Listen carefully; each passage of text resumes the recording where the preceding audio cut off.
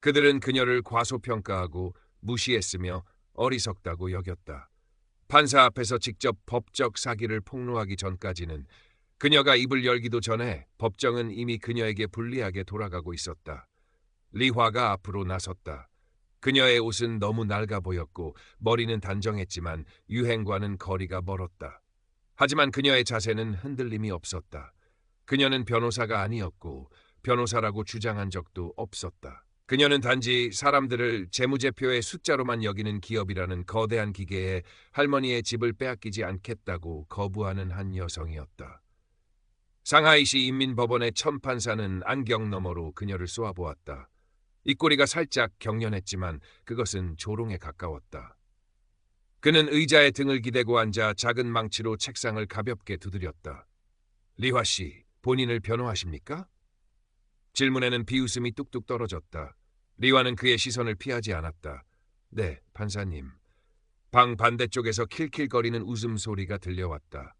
상대편 변호사인 왕재는 일부러 여유롭게 커프스 단추를 매만졌다. 소규모 피고인들을 짓밟아온 전적이 있는 기업의 불도그 왕재는 그가 가장 잘하는 일을 하기 위해 이곳에 있었다. 이기는 것. 그리고 리화? 그녀는 상대조차 되지 않았다.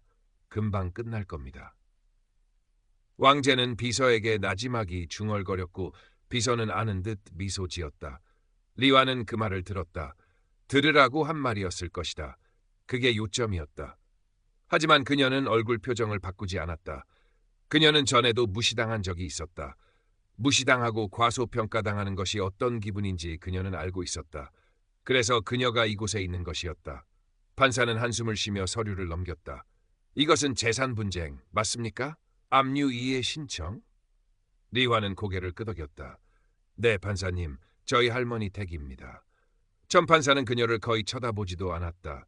그리고 왕젠 씨 같은 노련한 변호사를 상대로 이 사건을 변론할 수 있다고 생각하십니까? 리화는 움츠러들지 않았다. 생각하는 것이 아닙니다, 판사님. 저는 알고 있습니다. 법정은 조용해졌다. 기업 측에서는 몇몇 억눌린 웃음소리가 나왔지만 다른 무언가도 있었다. 말없는 무언가. 예상치 못한 누군가가 물러서기를 거부할 때 찾아오는 그런 종류의 침묵이었다. 전 판사는 고개를 저었다. 좋습니다. 진행하시죠. 하지만 리화는 단지 변론만 하러 온 것이 아니었다. 그녀는 이기기 위해 왔고 그들은 무슨 일이 일어날지 전혀 예상하지 못했다. 하지만 판사의 회의적인 태도는 시작에 불과했다. 진짜 도전은 복도 건너편에 앉아있는 남자, 리화가 이미 졌다고 생각하는 그 남자로부터 다가올 참이었다. 왕재는 의기양양한 미소를 지으며 넥타이를 바로잡았다. 이곳은 그의 놀이터였다. 법정, 규칙, 전략. 그는 리화 같은 사람 수십 명을 전에 짓밟아왔다. 학위도 없고 후원하는 로펌도 없고 경험도 없는 여자. 이것은 사건이 아니었다. 몸풀기였다. 전 판사는 관자놀이를 문지르며 날카롭게 숨을 내쉬었다. 왕젠 씨, 개회 진술을 시작하십시오. 왕제는 능숙하게 일어서서 재킷 단추를 채우며 배심원서. 중국 법정에는 배심원이 없으므로 이 부분은 방청석이나 법정 내 관계자들로 대체하는 것이 적절하나 원문의 구조를 따르기 위해 방청석, 법정 내 관계자들으로 간주하고 쪽으로 걸어갔다. 그의 목소리는 부드럽고 자신감에 차 있었다. 신사숙녀 여러분, 이 사건은 간단합니다. 그는 리화를 쳐다보지도 않고 손짓했다. 현실을 받아들이기를 거부하는 한 여성이 있습니다. 문제의 부동산은 제 의뢰인이 합법적인 압류 절차를 통해 정당하게 취득했습니다. 법은 명확합니다. 사실은 부인할 수 없습니다. 이것은 감정에 관한 문제가 아닙니다. 이것은 계약, 기한, 그리고 의무에 관한 문제입니다. 제 의뢰인은 법을 따랐습니다. 리화 씨는 그렇지 않았습니다. 적절한 순간에 멈추고 천천히 돌아섰다. 그리고 무심하게 어깨를 으쓱했다. 동정합니다. 집을 잃는 것은 고통스럽습니다만 고통이 법적 책임을 무효화하진 않습니다.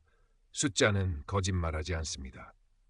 그는 판사에게 한번 고개를 끄덕이고는 마치 사건이 이미 끝난 것처럼 팔짱을 끼고 자리에 앉았다. 리화는 미동 없이 앉아 있었다. 예상했던 바였다. 하지만 그녀가 자리에서 일어설 때 천 판사가 팔짱을 끼고 의자에 등을 기대어 앉아있는 모습을 보았다. 시간을 들일 가치가 없다고 생각하는 사람이 무언가를 지켜보는 모습이었다. 판사님, 신사숙녀 여러분, 리화는 목을 가다듬었다. 목소리는 흔들림이 없었다. 왕젠 씨 말이 맞습니다. 법은 명확합니다. 문제는 그의 의뢰인이 실제로 법을 따랐느냐는 것입니다. 왕젠의 얼굴에 짜증의 기색이 스쳤다. 리화는 계속했다. 저는 지난 6개월 동안 은행과 기업들이 가족들로부터 집을 빼앗기 위해 사용하는 모든 판례, 모든 법규, 모든 허점을 연구했습니다. 그리고 저는 무언가를 발견했습니다. 전 판사가 눈썹을 치켜 올렸다. 무언가라니요? 리화는 고개를 끄덕였다. 네, 그리고 그것은 모든 것을 바꿉니다. 왕제는 조용히 웃음을 터뜨렸다. 오, 이거 재밌겠군. 리화는 그를 무시했다. 대신 판사에게 몸을 돌렸다. 시작하기 전에 판사님, 공식적인 증거 게시 요청을 제출하고 싶습니다. 원고가 무언가를 숨기고 있다고 믿을 만한 이유가 있기 때문입니다. 법정 분위기가 바뀌었다. 전 판사는 더 이상 재미있어하지 않는 표정으로 몸을 앞으로 기울였다. 무엇을 숨기고 있다는 겁니까, 리화 씨? 리화의 시선이 왕젠에게 고정되었다. 사기입니다. 그 말과 함께 방 안의 웃음소리는 사라졌다. 사기라는 단어는 느리게 타오르는 도화선처럼 공중에 머물렀다. 왕젠의 비웃음은 사라졌다. 그리고 처음으로 천 판사는 리화에게 스쳐 지나가는 시선 이상의 것을 보냈다. 사기라고요? 판사의 목소리에는 회의적인 기색이 섞여 있었지만 그 아래에는 호기심도 깔려 있었다. 리화는 고개를 끄덕였다. 네, 판사님. 저는 저희 할머니 댁에 대한 압류가 위조된 문서를 기반으로 했다고 믿습니다. 그리고 완전한 증거 게시를 허가해 주신다면 그것을 증명할 수 있습니다. 왕제는 날카롭게 숨을 내쉬며 고개를 저었다.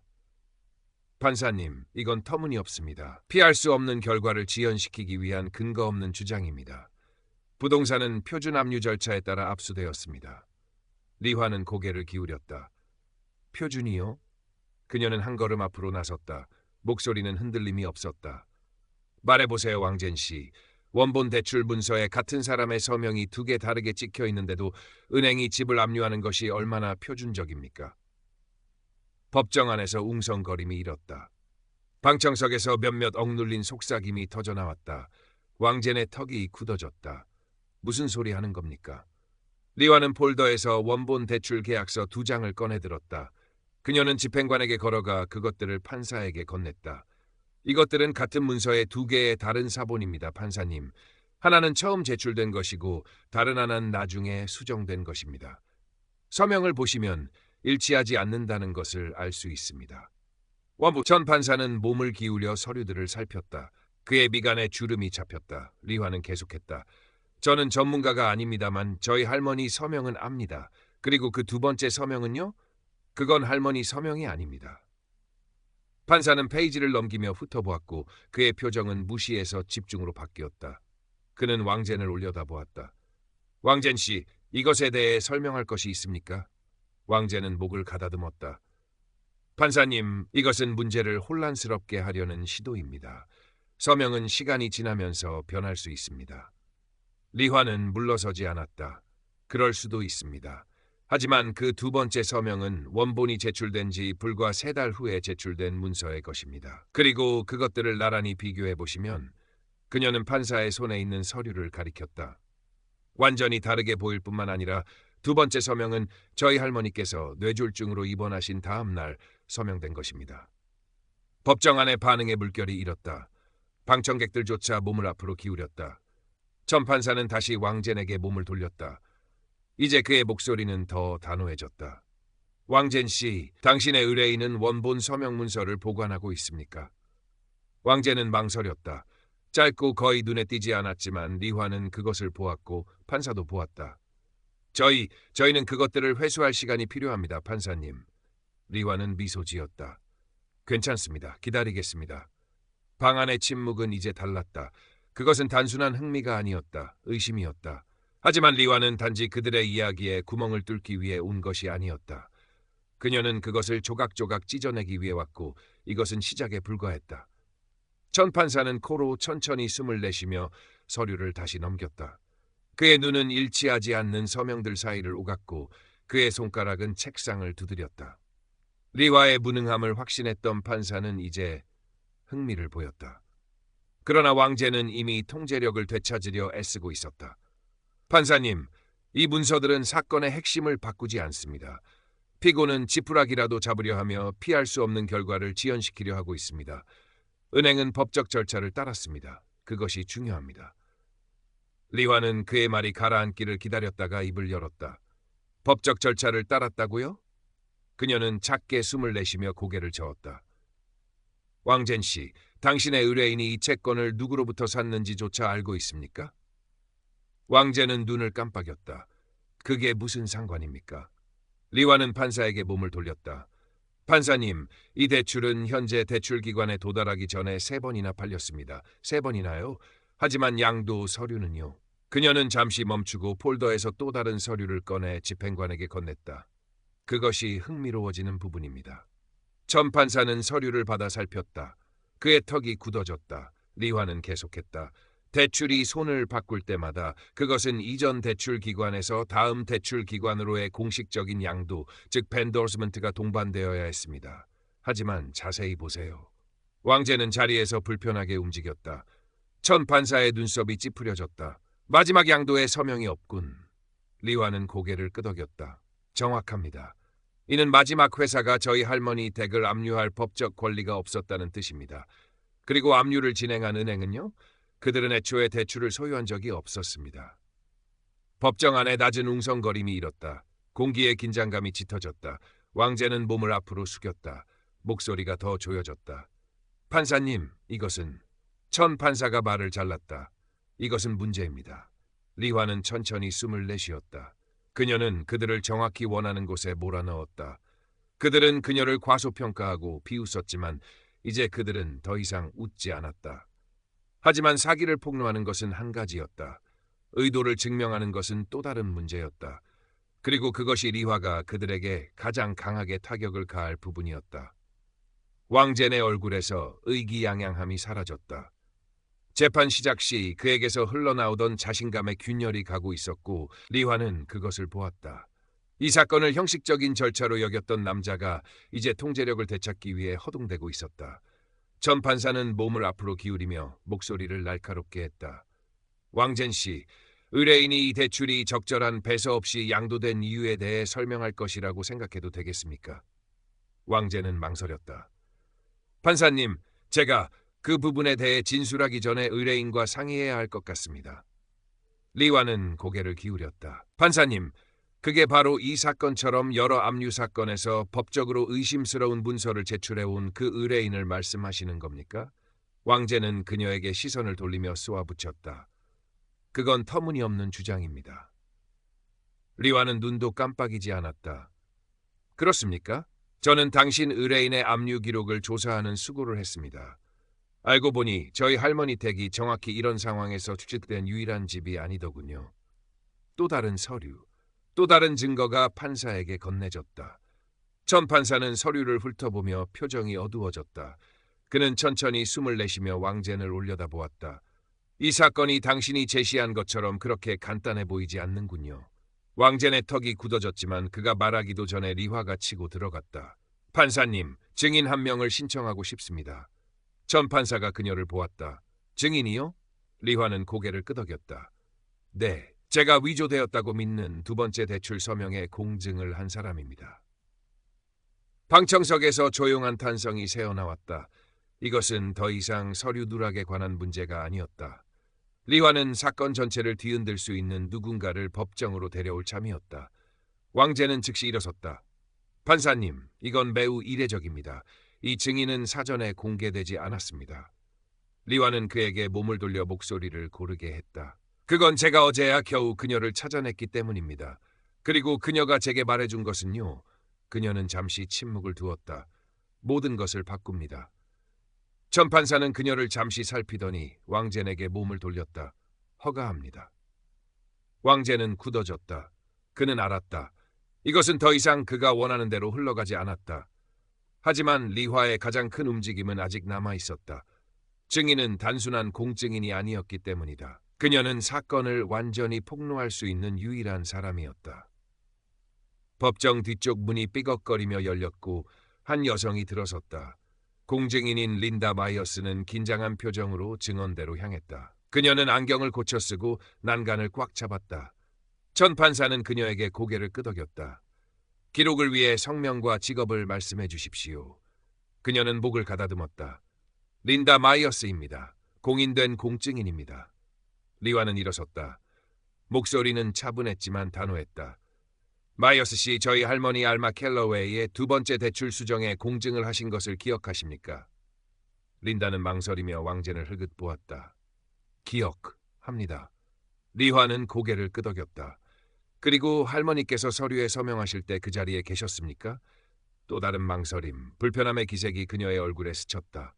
왕제는 자리에서 움직였다. 리화는 그녀에게 시간을 주며 기다렸다.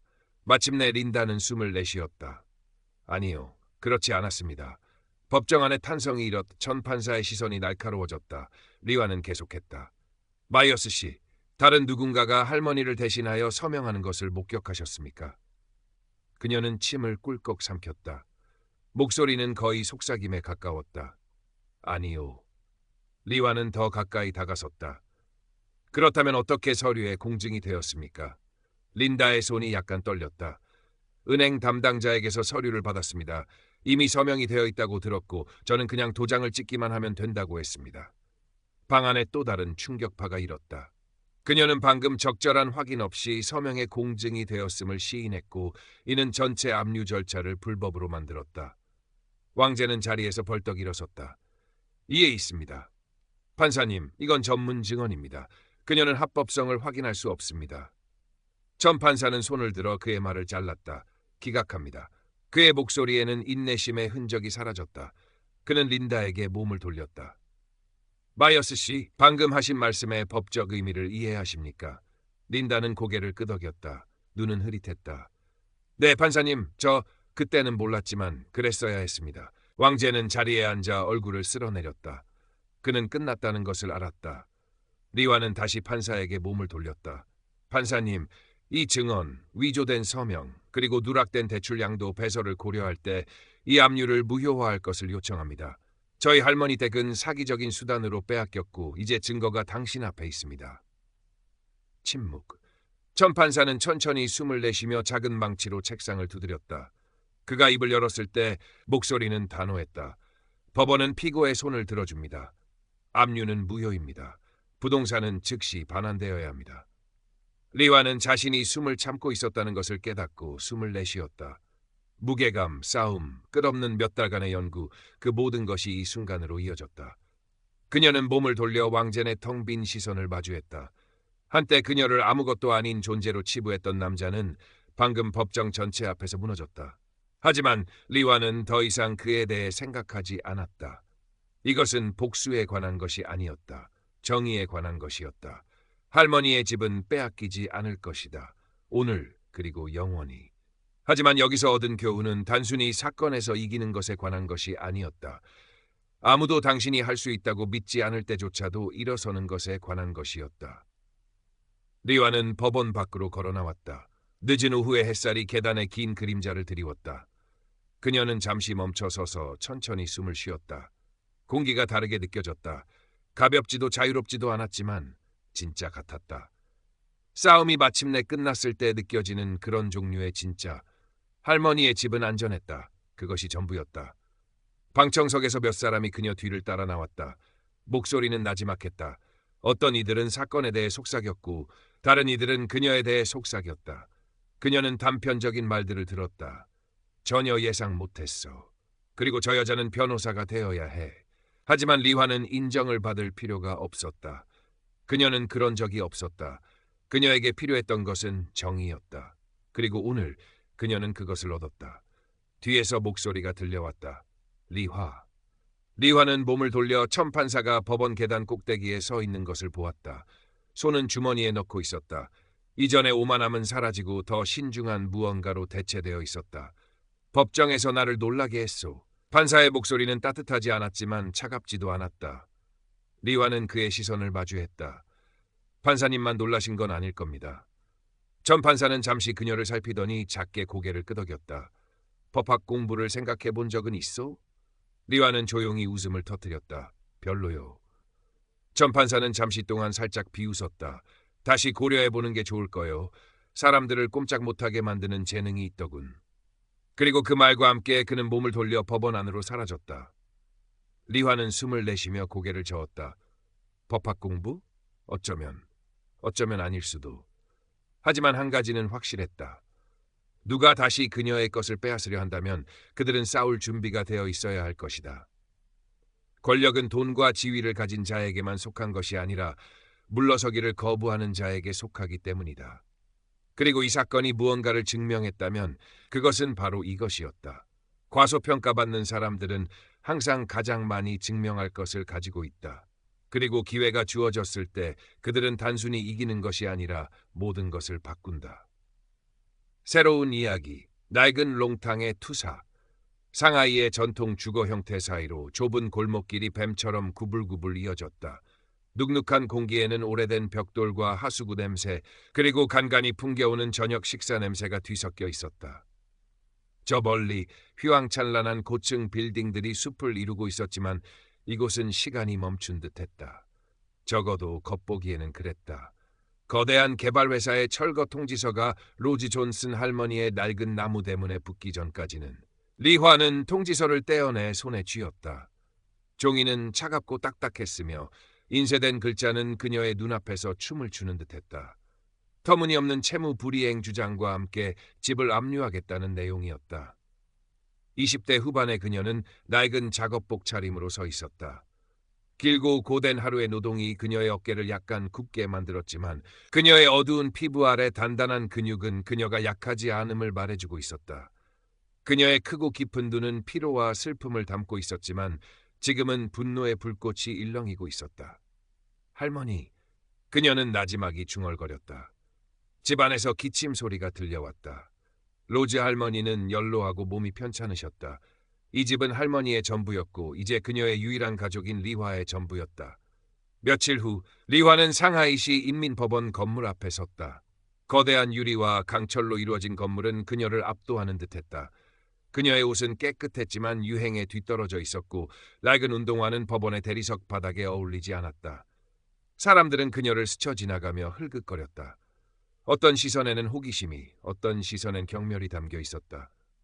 그녀는 익숙했다. 평생 그래왔다. 낡은 옷차림, 어두운 피부색, 그리고 그녀가 속한 롱탕 출신이라는 사실은 늘 그녀를 다른 사람으로 만들었다. 무시당하고 과소평가당하는 것. 그것은 그녀의 일상이었다. 하지만 오늘은 달랐다. 오늘은 싸우러 온 날이었다. 무료 법률 상담소를 찾아갔지만 변호사는 서류를 대충 훑어보더니 고개를 저었다. 사건이 너무 복잡하고 승소 가능성이 거의 없습니다. 상대는 개발회사 이름입니다. 그들은 최고의 변호사들을 고용할 겁니다. 그리고 솔직히 이런 사건은 시간과 돈이 많이 듭니다. 저희는 자원이 부족해요. 변호사는 그녀를 똑바로 쳐다보지 않았다. 그의 목소리에는 동정보다는 귀찮음이 묻어 있었다. 리화는 알았다. 그녀의 외모와 배경 때문에 이미 결론을 내린 것이다. 변호사를 선임할 돈도 없었다. 엘라는 절망했지만 포기하지 않았다. 할머니의 기침 소리가 귓가에 맴돌았다. 내가 직접 해야 한다. 그날부터 그녀의 삶은 바뀌었다. 낮에는 힘들게 일했고 밤에는 낡은 도서관이나 커뮤니티 센터에 틀어박혀 공부했다. 먼지 쌓인 법률 서적, 복잡한 계약서, 이해하기 어려운 법률 용어들과 씨름했다. 머리가 터질 것 같았고 눈은 충혈되었으며 온몸이 피곤했지만 그녀는 멈추지 않았다. 커피와 인스턴트 라면으로 버티며 그녀는 거대 시스템의 언어를 배우기 시작했다. 6개월이 흘렀다. 그녀는 수많은 압류 사례, 부동산 법규, 금융 관련 법률을 파헤쳤다. 그리고 마침내 그녀는 무언가를 발견했다. 할머니의 대출 계약서와 압류 관련 서류들을 비교 분석하던 중 이상한 점을 발견했다. 원본 대출 계약서에 찍힌 할머니의 서명과 나중에 제출된 것으로 보이는 다른 서류, 아마도 대출 조건 변경이나 확인 서류일 것이돼 찍힌 서명이 확연히 달라 보였다. 특히 두 번째 서명이 찍힌 날짜는 할머니가 갑자기 쓰러져 병원에 입원해 거동이 불가능했을 때였다. 서명 위조 가능성, 더 깊이 파고들었다. 대출이 여러 금융기관을 거치며 양도된 기록을 추적했다. 복잡한 서류 더미 속에서 그녀는 결정적인 허점을 찾아냈다. 이 대출이 현재 압류를 진행하는 개발 이름의 금융부서나 관련 회사로 넘어오는 과정에서 필수적인 법적 절차, 즉 정당한 소유권 이전을 증명하는 배서명이 누락되어 있었다. 이는 현재 압류를 진행하는 회사가 이 대출의 정당한 소유주가 아닐 수 있다는 것을 의미했다. 이것만으로는 부족했다. 더 확실한 증거가 필요했다. 그녀는 유사한 압류 사례들을 조사했고 개발 회사 이름과 관련된 과거 소송 기록을 뒤졌다.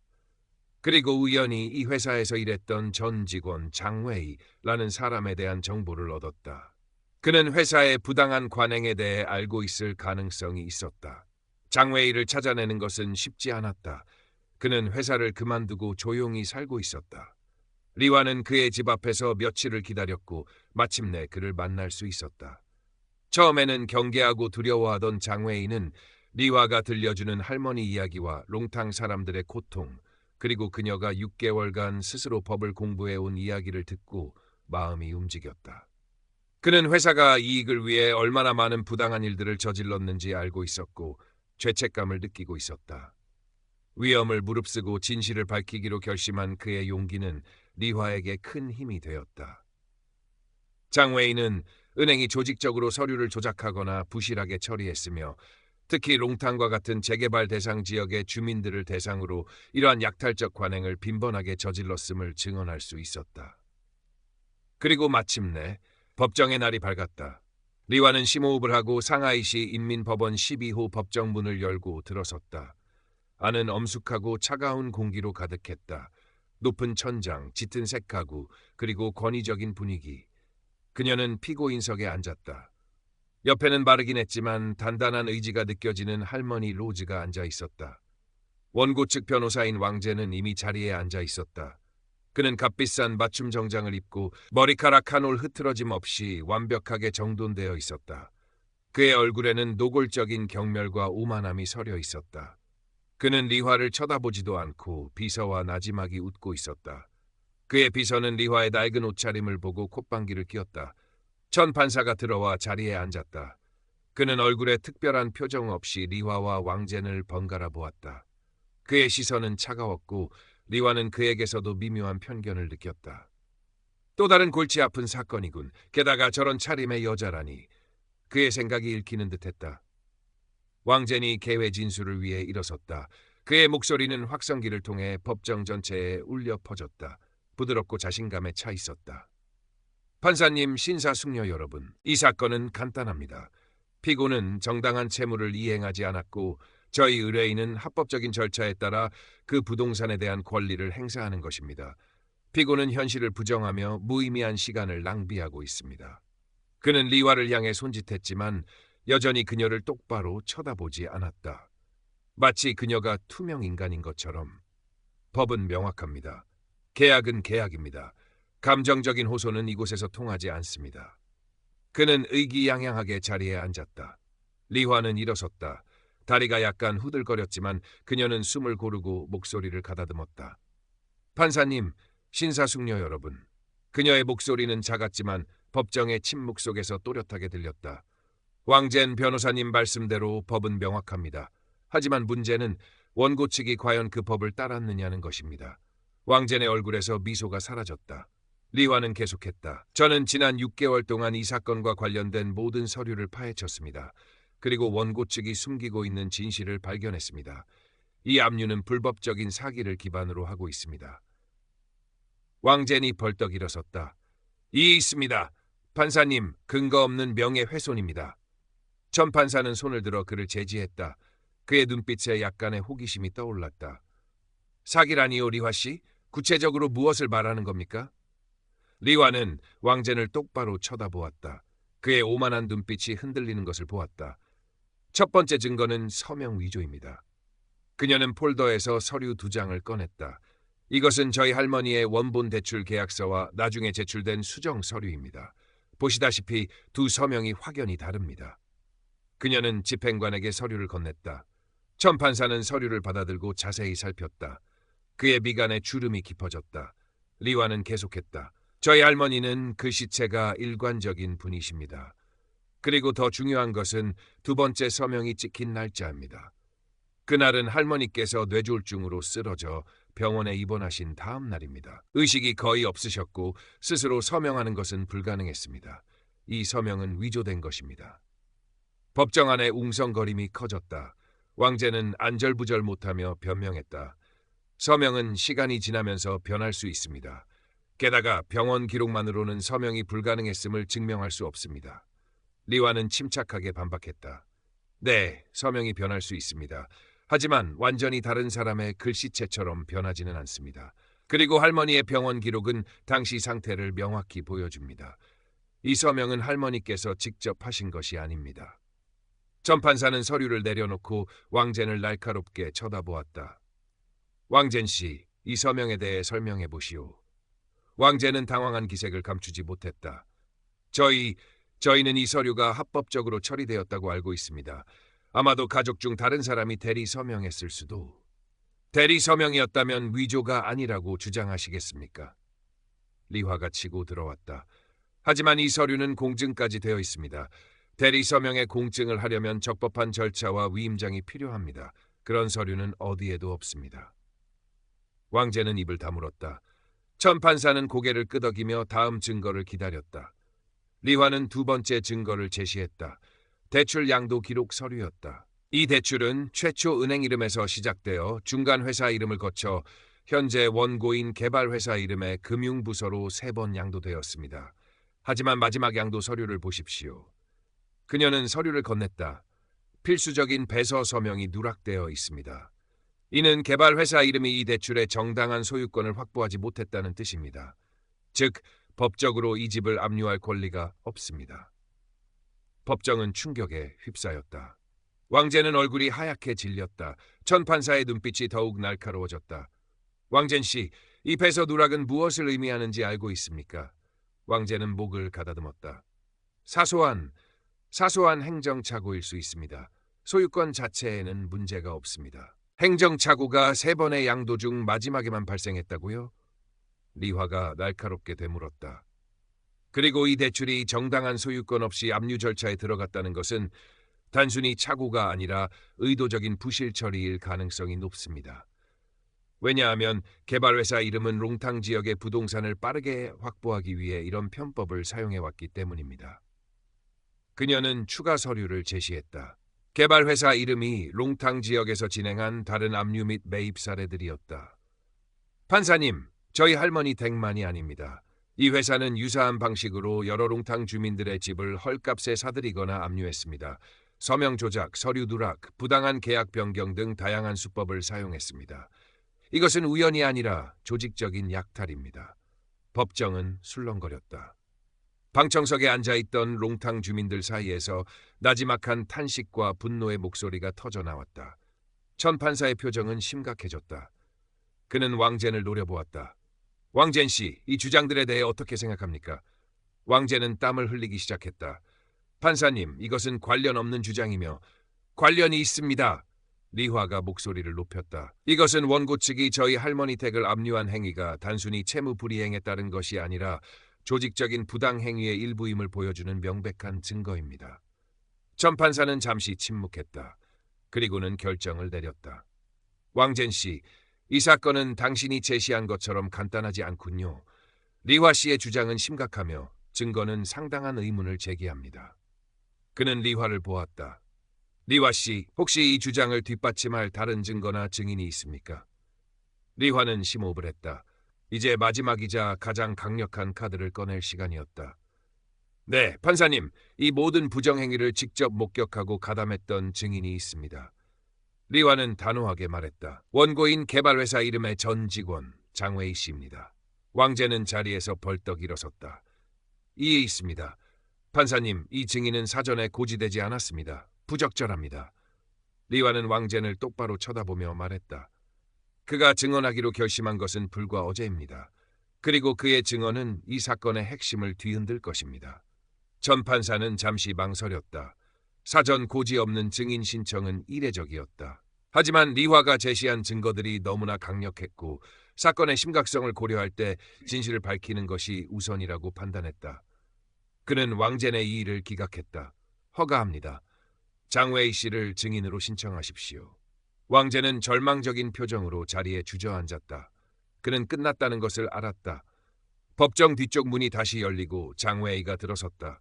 그는 평범한 중년 남성이었고 얼굴에는 긴장과 두려움이 역력했다. 하지만 그의 눈빛에는 진실을 말하겠다는 결심이 담겨 있었다. 그는 증언대에 서서 선서했다. 리와는 차분하게 신문을 시작했다. 장웨이 씨, 개발회사 이름에서 근무하셨을 때 회사가 롱탕 지역의 부동산을 취득하는 과정에서 부당한 관행이 있었음을 알고 계셨습니까? 장웨이는 목을 가다듬었다. 목소리가 떨렸다. 네, 알고 있었습니다. 구체적으로 어떤 관행이었습니까? 회사는 롱탕 지역을 재개발하여 큰 이익을 얻으려 했습니다. 하지만 주민들이 낮은 보상금의 이주를 거부하자 다양한 방법으로 압력을 가했습니다. 장웨이는 숨을 골랐다. 대출 상환 기한을 갑자기 변경하거나 존재하지 않는 채무를 만들어내거나 서류를 조작하기도 했습니다. 법정은 숨막히는 침묵에 휩싸였다. 서류 조작이라니요? 구체적으로 무엇을 조작했다는 것입니까? 리화가 물었다. 가장 흔한 것은 서명 위조였습니다. 장웨이는 고백했다. 특히 연세가 많거나 병든 분들, 법에 대해 잘 모르는 분들을 대상으로 했습니다. 정식 절차를 거치기 어렵거나 시간이 오래 걸릴 경우 직원들이 임의로 서명을 하거나 기존 서명을 복사해서 붙이기도 했습니다. 그리고 공증인에게는 서명이 이미 완료되었다고 말하고 도장만 받았습니다. 제대로 확인하지 않는 공증인들도 있었습니다. 리화는 심장이 뛰는 것을 느꼈다. 이것이 바로 그녀가 찾던 증언이었다. 저희 할머니 로즈 존슨의 대출 서류에 대해 알고 계십니까? 두 번째 서명이 위조되었다고 의심되는 서류 말입니다. 장웨이는 고개를 끄덕였다. 네, 기억합니다. 그 서류는 급하게 처리되었습니다. 담당 직원이 서명을 받아오지 못하자 상사가 직접 서명을 하고 제게 공증을 받아오라고 지시했습니다. 저는 그때 죄책감을 느꼈지만 거부할 수 없었습니다. 그의 증언은 법정에 앉아있는 모든 사람에게 충격을 주었다. 왕제는 얼굴을 감싸고 고개를 숙였다. 전 판사는 얼굴이 굳어졌고 그의 눈빛은 분노로 타올랐다. 장웨이 씨, 당신은 그 서명이 위조되었다는 것을 알면서도 공증을 받았다는 것입니까? 전 판사가 날카롭게 물었다. 장웨이는 떨리는 목소리로 대답했다. 네, 그땐 어리석었습니다. 직장을 잃을까 두려웠고 회사의 분위기가 워낙 강압적이었습니다. 하지만 나중에 너무 후회했습니다. 그래서 리와 씨를 돕기로 결심했습니다. 더 이상 이런 일이 반복되어서는 안 됩니다. 그의 진솔한 고백은 법정의 분위기를 압도했다. 그의 증언은 리화가 제시한 서명 위조 증거와 완벽하게 일치했다. 또한 그가 언급한 회사의 조직적인 부당 관행은 리화가 제시한 다른 압류 사례들과 배서 누락 문제를 설명해 주었다. 모든 조각이 맞춰졌다. 세바스찬 하워드, 왕젠의 의뢰인인 개발회사의 대표나 고위 관계자는 방청석에 앉아 있었다. 그의 얼굴은 창백했고 그의 오만함은 완전히 사라졌다. 그는 리화의 눈빛을 피했다. 한때 하찮게 여겼던 낡은 옷차림의 여자가 그를 무너뜨리고 있었다. 왕제는 더 이상 반박할 힘이 없었다. 그의 변론은 이미 무너졌다. 리화는 마지막 변론을 위해 일어섰다. 그녀의 목소리는 더 이상 떨리지 않았다. 단호하고 힘이 있었다. 판사님, 신사숙녀 여러분, 저는 변호사가 아닙니다. 저는 그저 할머니의 집을 지키고 싶었던 롱탕의 평범한 주민입니다. 저는 지난 6개월 동안 법을 공부하며 깨달았습니다. 법은 약자를 보호하기 위해 존재해야 하지만 때로는 강자들의 탐욕을 위한 도구로 사용될 수 있다는 것을요. 그녀는 왕젠과 세바스찬 하워드가 앉아있는 쪽을 향했다.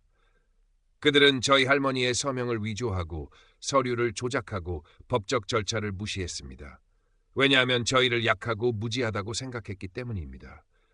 저희의 집을 숫자로만 보고 저희의 산과 역사를 무시했습니다. 하지만 저희는 숫자가 아닙니다. 저희는 이 롱탕에서 수십 년간 살아온 사람들입니다. 이곳에는 저희의 추억이, 저희의 공동체가, 저희의 영혼이 담겨 있습니다. 그녀의 목소리가 약간 떨렸지만 그것은 약함이 아니라 진심에서 우러나오는 감정이었다. 저는 이 사건이 단지 저희 할머니 집만의 문제가 아니라고 생각합니다. 이것은 저희 롱탕 주민들, 그리고 이 사회의 모든 약자들이 겪고 있는 불의에 대한 이야기입니다. 힘과 돈을 가진 자들이 법의 허점을 이용하여 힘없는 사람들을 착취하는 현실에 대한 이야기입니다. 그녀는 천 판사를 똑바로 쳐다보았다. 판사님, 장웨이 씨의 용기 있는 증언과 제가 제시한 증거들은 명백합니다. 원고 측은 사기적인 수단으로 저희 할머니 댁을 압류하려 했습니다. 저는 이 압류가 무효임을 선언해 주실 것을 요청합니다. 그리고 저희 할머니의 집이 저희의 보금자리가 안전하게 보호받을 수 있도록 판결해 주십시오. 법정안은 완전한 침묵에 잠겼다. 모든 시선이 천 판사에게 쏠렸다.